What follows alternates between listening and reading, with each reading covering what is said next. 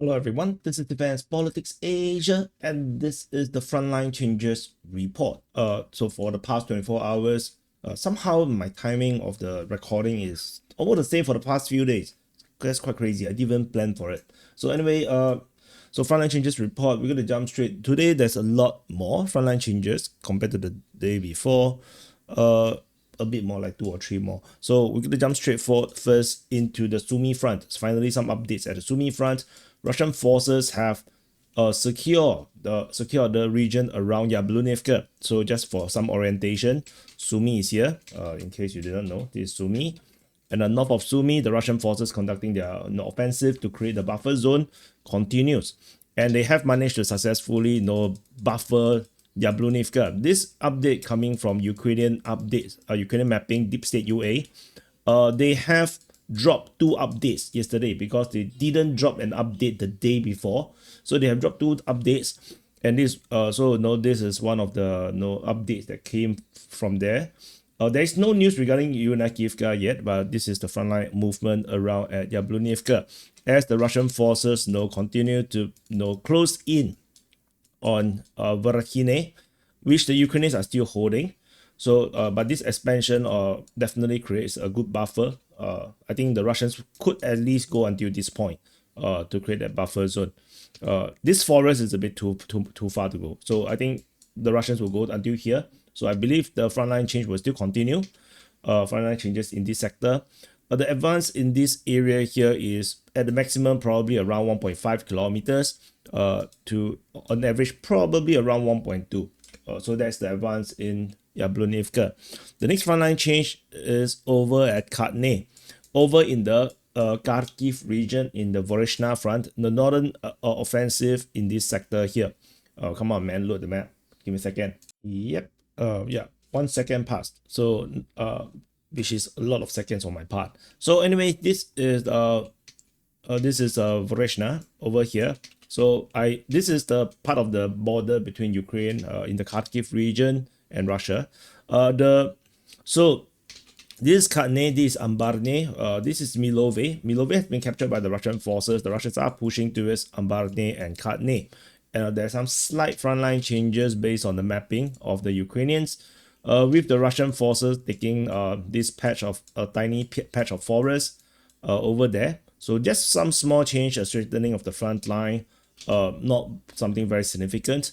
So after Khatne, the next frontline change is over at in the Borova front at Borivska and Andrievka. So previously we have the Russian forces penetrating up north, up west and then north on the northern bank of this lake. This time around, the Russian forces has been geolocated in the southern bank.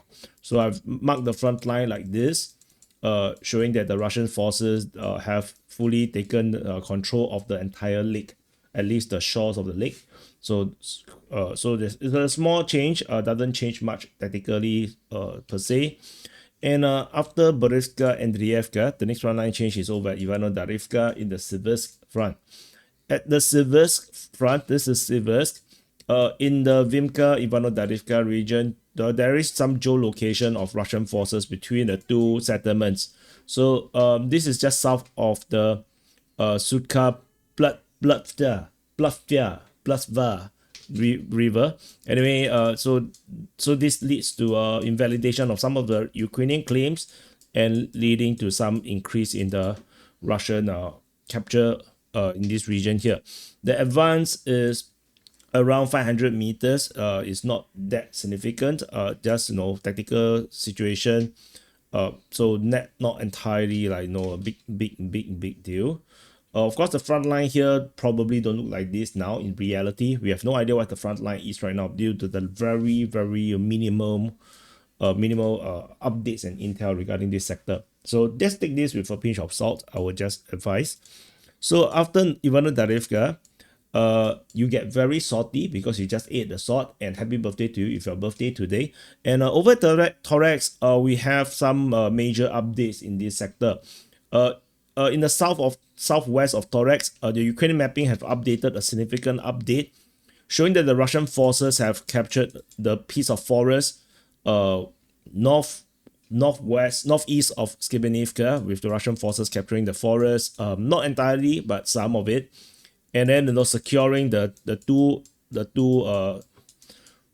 I would say mountains, although they are not mountains, and then the entire line of entrenchment in the west of Zabalka district. This is the Zabalka district, by the way, has been taken by the Russian forces, and this expand to the this railway forest on the west of Leonidivka is most of it also secured by the Russian forces, and this leads to some weird gray zone here, which probably there's no Ukrainians over there based on, of course, the geography. They can't possibly have anyone there. It's an impossible salient. So as usual, impossible salients are impossible. So which is why that's going to be the case. So this is the current situation, and I believe that this is going to quickly this front line will continue to move very quickly due to the realities over on the west of this position, which is here. So because the Russian forces have already captured Novospassky, they are attacking into Skibinivka, and there is previous geolocation quite some weeks ago of Russian forces possibly coming to this point. So if the Russian position remains, then we have this very weird, very small little opening to this salient. Although I think the Russians are no longer here, this is what I think so. But the Ukrainians are trying to defend whatever they can, but they are going to get attacked from multiple directions. And so if they're going to get attacked from multiple directions, then this town is not going to be holdable. So that's the main gist of the situation in this sector. The advance is probably around 800 meters, maybe 500 meters on average across the front line. So that's Toretsk. This keep looking like a snake head to me. This like a snake head. Like, then it's like, it's a snake head. Yeah, but just the head. Everything else is not. So after this, the next front line change is at Romanivka. Ukrainian mapping have updated the mapping over here. Disclaim some of the areas here which the Russians have already claimed captured. This includes some other locations the Russians have not claimed to have captured. So the northwest of Romanivka is now secured by the Russian forces, like this. The advance is around 1 kilometer. So this is some very slow advance in this sector for now, because this update comes after many days since the last update. So so last is 13. So now this is a 18 report. So this is like 5 days. So pretty slow advance in this sector here. But the entire front line here is collapsing. Is gradually collapsing. So it is not like a surprise. The next front line change is Yablonivka. So this is a very significant one. Ukrainian mapping have updated that the Russian forces have expanded the zone of control along the southern street of Yablonivka. In fact, I would say that this is the end of Yablonivka, because this area here, this is already Alexandro Kalinove. So the only remaining part of Yablonivka is this chunk here, this northern street. Once the Russian forces overrun this position, then Yablonivka will be entirely captured by the Russian forces. And with this update here, also means that we have created a salient in the south of Yablonivka. It's not impossible, but the Ukrainian forces over here is in danger of getting encircled. So I believe the Ukrainians will be abandoning the position. And with the closing up of the gap here, and the crossing is over here, this is the crossing. I think the Ukrainian forces will have to abandon the position in the southwest of Alexandro Kalinove as well, because this is a terrible situation. Like, this doesn't look correct. It doesn't look like a front line that you should be holding. So I believe that Ukrainian forces will be abandoning the position very, very soon, or at the very least holding an all-round defense around Alexandro Kalinove. But they will get attacked from two sides. So there's something to note. So that is the frontline changes over in Yablonivka. The advance here is around 1.5 kilometers, 1.4 kilometers. So this update was 14. So yeah, so it's a gradual advance. It's not like super fast, but it's still gradual. So after Yablonivka, the next front line change is over at Zeleny High, over in the Komar front. So this is Komar, and you can probably see some very weird shapes coming up in this sector, which makes zero sense. But welcome to Ukrainian mapping. So so previously we have this update of the Russians pushing west from Merne. They have now advanced and make the snake longer by going south, west, then south. And then so now we have this impossible salient. Clearly, this is impossible because Russian forces confirmed to be at Voskresenka, geolocation confirmed they are there. So if the Russian forces, according to the Ukrainians, is here, and we have a confirmed geolocation of Russian forces at Voskresenka, in fact, multiple of them, then this is the gap. This gap is only like 500 plus meters, like very small. Like this gap here, no, let's say from the building, is only 600 meters. Nothing can cross it because the effective range of a rifle is 400 meters. So from both sides, you just get killed off. So this is now an impossible salient. Any Ukrainian forces that is inside here, they are actually effectively considered encircled. Not even say this is like a encirclement, no, like tactically or what. This is literal encirclement. Ukrainian forces has been just hit by shelling by the Russian forces inside here. They got shelled here, meaning that there are actually Ukrainian forces that is actually inside this encirclement. This is no longer a salient. This is actually encirclement, and the fact that there is still shelling reported over here, just noted as 17th July, means that the Ukrainian command have abandoned the troops here. They did not ask them to retreat, and then they got hit, and then they just got encircled like this. So so there's encirclement, yeah, and it's not even impossible salient. Like if you want to call this an impossible salient, yes, because impossible salient is impossible, so this is encirclement. So anyway, that's it for this frontline change. This is quite shocking. The advance here is, let's measure this tree line to this tree line to this tree line to this tree line is a 4 kilometer advance, 3.5 kilometers advance. So clearly 3.5 kilometers in a single day, I would say. This 17, this 18. So they just walk through the forest line 3.5 kilometers in a single day. There is no Ukrainian defenders. They are not defending. The Russians just simply secured the forest line.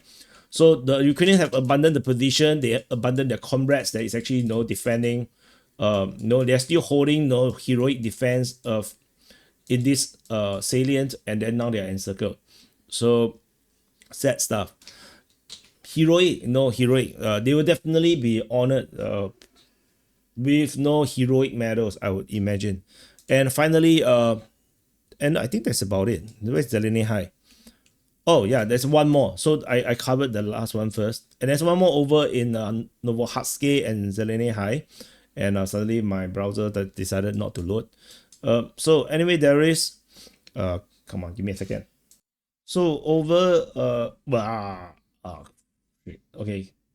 So over in Novohatske, the Russian forces from this position where they have captured the town proceed westward and entered into Zeleny High.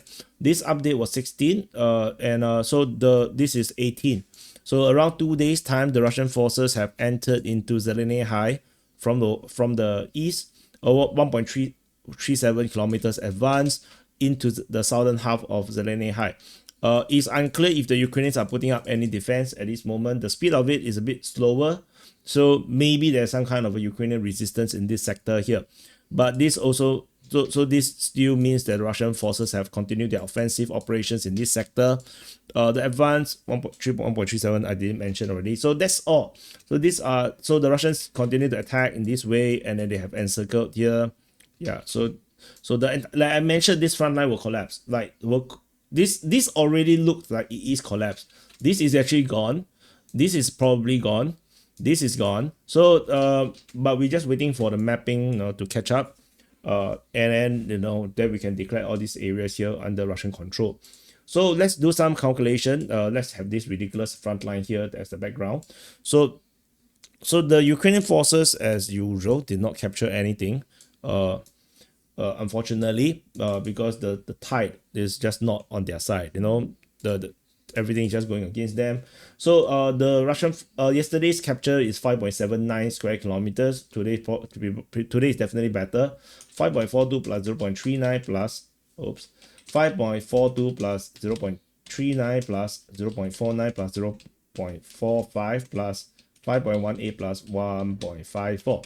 Total area captured is 13.47 square kilometers. So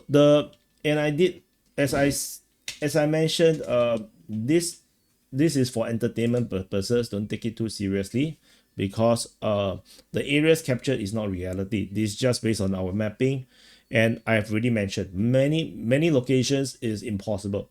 Some are encirclement already, is clearly under Russian control. Some others are impossible salients. All of this is not accounted for in the numbers. So just take it with a pinch of salt. These are for entertainment purposes. So yeah, but it is still indicative. So it's still indicative over the long run. It is actually largely reflective of the reality.